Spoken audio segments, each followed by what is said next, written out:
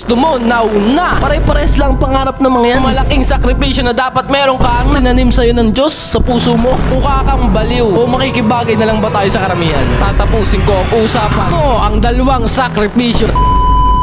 Hindi mo ba napapansin? Sa araw-araw natin may ginagawa kang sakripisyo, pero hindi mo alam kung anong klaseng sakripisyo yun. Kaya litong-lito ka pa rin sa buhay mo, sa negosyo mo, naliligaw ka pa rin. Kaya ngayong gabing ito, ngayong araw na to na nagkita tayong dalawa, tatapusin ko ang usapan kung ano nga bang sakripisyo ang dapat meron ka para sa ating negosyo at lalong-lalo na dapat meron ka nito para sa iyong buhay. So by the way, kung ngayon pa lang tayo nagkita, ako nga po pala uli si Darcel Robles, isa po akong entrepreneur, isa po akong negosyante, at may 5 taon na po akong karanasan sa mundo ng pagnenegosyo. Ito kasi ang kwento niyan. Way back nung tandang-tanda ko pa dati, no ako'y wala pang negosyo. Tipong puro kasiyahan lang talaga ako niyan. Puro kasiyahan lang. Pero alam ko na, nung panahon na yon, magkakanegosyo ko. Kasi yan talagang gusto kong tahakin eh. Kaso nung dati, ang expectation ko, na kapag may ginusto ko, makukuha ko agad. Ganyan ako dati eh. Mahilig ako sa mga online game, mahilig ako magpuyat. Puro kasiyahan lang talaga ako nun. Kaso eto na, nung nasa punto na ako ng pagnenegosyo, ang reality pala, napakalayo. Yan ang masaklap, napakalayo ng reality. Yung dating ako na kailangan pag may ginusto ko, makukuha ko agad. Sa negosyo, hindi pwedeng ganun. Kaya sabi ko, magsasakripisyo talaga ako. Experience talaga magdadala sa'yo. Nung nalaman ko yun, kailangan magsakripisyo ko. May binigay sa aking pangarap na kailangan kong lutasin yun. Yung tipong hindi ka papayag na hindi mo magagawa yun. Kaya kita nyo ako ngayon, gusto kong ibahagi sa inyo yung mga sakripisyong ginagawa ko.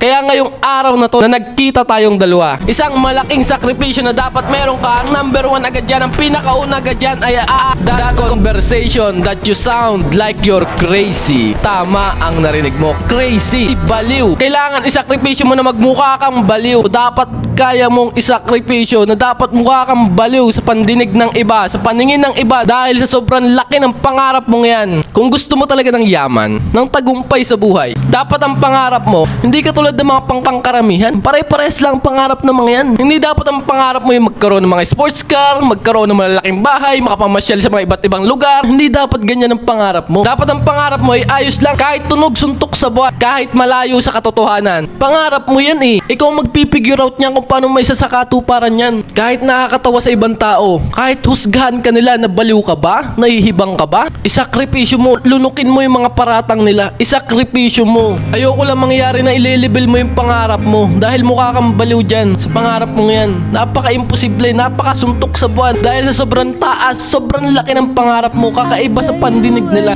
Ayoko lang mangyari na ililibel mo. Ang gagawin mo, ililibel mo na lang yung pangarap mo, igagaya mo na lang sa iba. Pare-pares lang ang pangarap ng mga yan oh. Magkaroon ng sports ka, magkaroon ng bahay, makalibot sa buong mundo. Ganyan lang ang mga pangarap ng mga yan.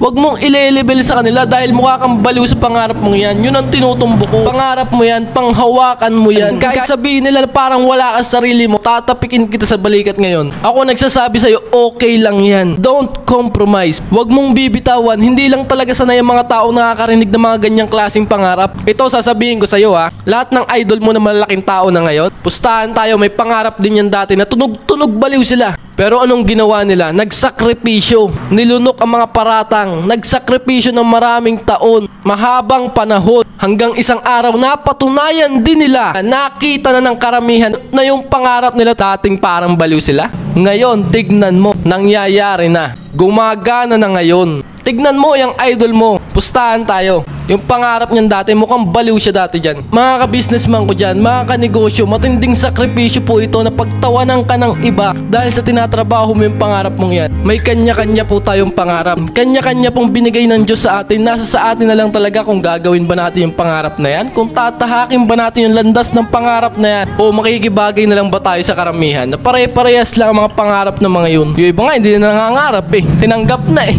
Tinanggap na ang buhay nila, ganun na lang eh.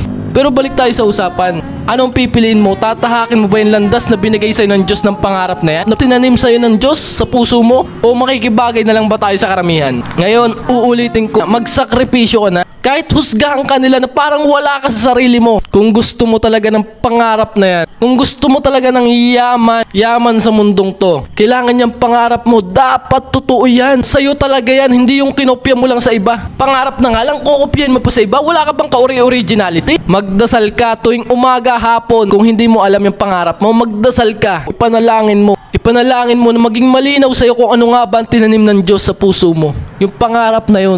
Para kahit anong harang ng ibang tao, kahit sinong tao, kahit anong harang ng mga yan, tutuparin mo pa rin yan dahil sa'yo talaga yan. Hindi yung pinilit lang idikta sa'yo ng ibang tao na yan yung pangarapin. Ayos! Okay, next, ang pangalawa, ang number 2 natin dyan ay ang master the art of delay gratification. Ito yung sakripisyo na kahit hindi mo pa makuha yung reward mo ngayon, kahit bukas pa yan, kahit next year pa yan, kahit next 3 years pa yan, ay okay lang sa'yo. Kasi naniniwala ka na kapag hindi mo kinuha yung bagay na yan ngayon, mas magiging malaki yan sa future. Yung bang hindi ka sabik na sabik dyan sa tagumpay na yan, sa tunay na buhay, yung kahit hindi ka sumahod ngayong buwan, kahit next month pa yan, eh okay lang sa'yo. Pero kung atat ka sumahod, madelay lang na isang araw yung sahod mo, parang guguho na yung mundo mo, pues wala kang ugaling delayed gratification. Dapat chill ka lang, dapat relax ka lang. Kahit wala pa yung reward mo ngayon, kahit wala pa yung sahod mo ngayon, kahit hindi mo pa mabili ang mga gusto mo ngayon, dapat okay lang. Kasi kung hindi, wala kang delayed gratification. Gusto mo now na, gusto mo makuha agad. Yung katulad ng sinabi ko kanina, gusto mo ngayon na. Dapat di ka po ganun. Palagi ko pong pinapaalala sa inyo, Darcel Robles, master the art of delayed gratification. Chill ka lang, relax ka lang. Dahil alam mo, next 3 years, next 5 years, kita-kits tayo. Ganyan dapat ang utak mo. At yan po yung dalawang sakripisyo na dapat mong malaman para sa negosyo mo at lalong-lalo na po sa buhay. So bakit ko nga ba sinasabi sa inyo to? Bakit ko sineshare sa inyo to? Ang dalawang sakripisyo na dapat meron ka, dapat ma-master mo. Bakit? Anong dahilan? Kasi para sa akin pong paniniwala, walang makakaligtas sa 10 taong dilubyo. 10 taong dilubyo sa buhay. Mapanegosyo yan, mapatrabaho yan. Kahit anong tinatahak mo, walang makakaligtas dyan. It takes so many years, maraming taon po bago ka dumating sa estado na pagiging milyonaryo. Na kung nagsasabi sa'yo, hindi mo mabilis makukuha yan. Master the art of delay gratification. Huwag mainipin. Huwag ka munang kumubra. Yan ang mahirap natin mga kalaban eh. Kubra ka agad ng kubra. Nangingitlog na yung negosyo oh. Ay nainip ka. Huwag kang mainip. Eh paano natin papalaki ng negosyo natin? Paano mo mapalaki ang negosyo mo? Nainip ka. Kinuha mo na. Nangingitlog na oh. Yan ang mahirap natin mga kalaban. Naaata tayo. Naiinip tayo. Kaya kailangan natin yung sakripisyo. Yan dalawang yan sa ating buhay. Sa ating buhay pag ninegosyo. Kaya kung feeling mo ngayon, parang wala kang nakakasama sa pagninegosyo, masakit yan, masalimuot yan. Kaya ngayon pala, bumuo ako ng grupo po. Negosyanteng Matindi Group. Kung gusto mo pong pumasok, ngayon pa lang pumasok ka na. Diyan tayo mag-uusap-usap. Sumali ka sa grupo ko. Negosyanteng Matindi Group. Ito po mga kanegosyo, masakit po yan. Yung pinag-usapan natin ngayon tungkol sa sakripisyo, masakit po yan. Pero papaalala ko po palagi sa inyo, kailangan nyong gawin yan, hindi para sa sarili nyo. Master the art of delay gratification. Yung pangarap nyo pong yan, okay lang yan kahit mukhang tunog baliw. Kapag dumadating na po kayo na parang lumilihis na po kayo sa sakripisyo nyo yan, nawawala kayo sa daan. Balikan nyo lang po ang pinag-usapan natin ngayong araw na to. Mga kapwa negosyante ko dyan, may dahilan kung bakit tayo nagkita. Kahit sinong malaking idol mo, madaming sakripisyo ang ginawa niyan. Nauna lang sila. Nauna lang silang magnegosyo. Nauna lang silang pinanganak. Pero mahalin mo lang na mahalin yung ginagawa mong yan. Magsakripisyo ka ng dalawang binanggit kong yan sa bidyong to, sa pinag-usapan natin ngayong gabi. At pasasaan din. Baka yung idol mo, magpapa-autograph sa'yo. Magtatagpo kayo ng idol mong yan. Baka maging kasosyo mo pa nga yan eh. Diba? Tuloy-tuloy lang. Sakripisyo, napakahalaga po ng salitang yan. Ayos po ba? Malinaw po ba ang ating usapan ngayon? So nga pala po, meron po akong gustong i-offer sa inyo. Isang napakahalagang service po nito para sa ating mga negosyo. Kung gusto nyo po niyan, kung interested po kayo, pwede po kayo mag-comment sa baba. Pwede nyo po akong i-message. At alam ko po, nagustuhan mo ang bidyong to. Kaya pindutin nyo naman po ang like na yan. Ako'y uuwi na po muna. Maraming salamat po uli sa tiwala, mga kanegosyo ko, mga kapwa negosyante ko dyan. Maraming salamat po sa panonood po ng video ko pong ito. Kita-kits po tayo sa sunod. Ako po muli, si Darcel Robles, na mag-iiwan po sa inyo po ng katagang ang tamad. Huwag na huwag mong papakainin. Ciao, bye!